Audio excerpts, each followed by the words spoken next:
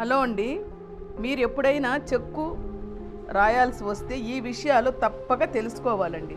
చెక్కుపై ఇలా రాస్తే క్యాన్సిల్ అవుతుందా అనేది మీకు ఒక అనుమానం కూడా వచ్చి ఉంటుంది కదా. చెక్కు మనం రాసేటప్పుడు చాలామందికి వచ్చే అతిపెద్ద సందేహం ఏంటంటే, ఈ చిన్న స్పెల్లింగ్ తేడా వల్ల మీ చెక్కు బౌన్స్ అవుతుందా, అంటే వెనక్కి వచ్చేస్తుందా. అదేవిధంగా రిజర్వ్ బ్యాంకు దేనికి సరైనదని చెబుతోంది.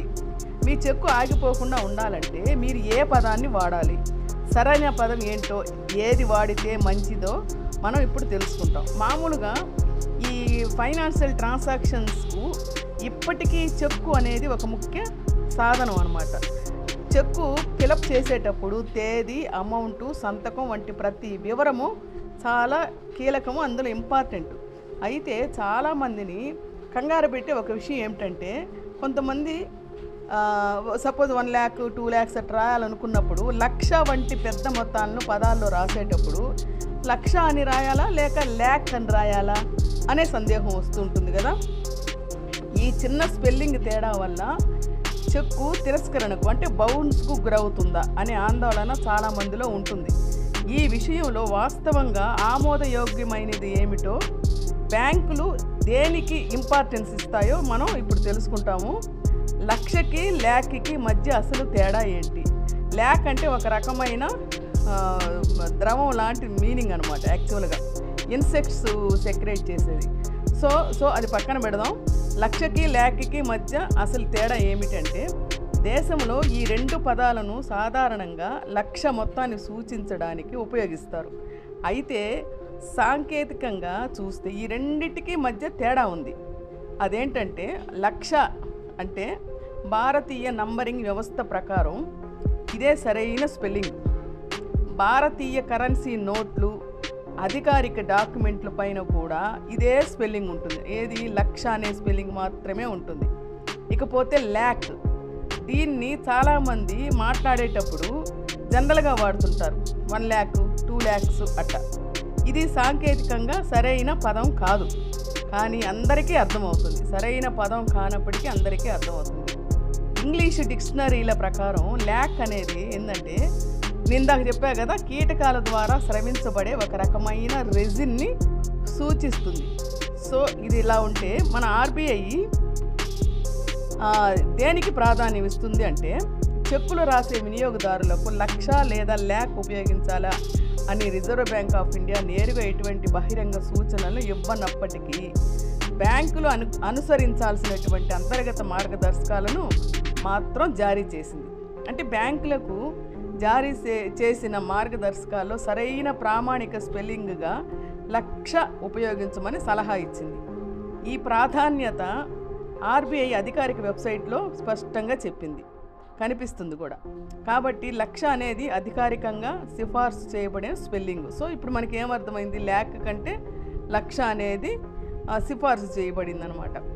ల్యాక్ అని రాస్తే చెక్కు రద్దు అవుతుంది, అంటే డిజానర్ అవుతుందా అనే విషయానికి వస్తే, చెక్కు రద్దు అవ్వదు. ల్యాక్ అని రాసినా చెక్కు రద్దు అవ్వదు.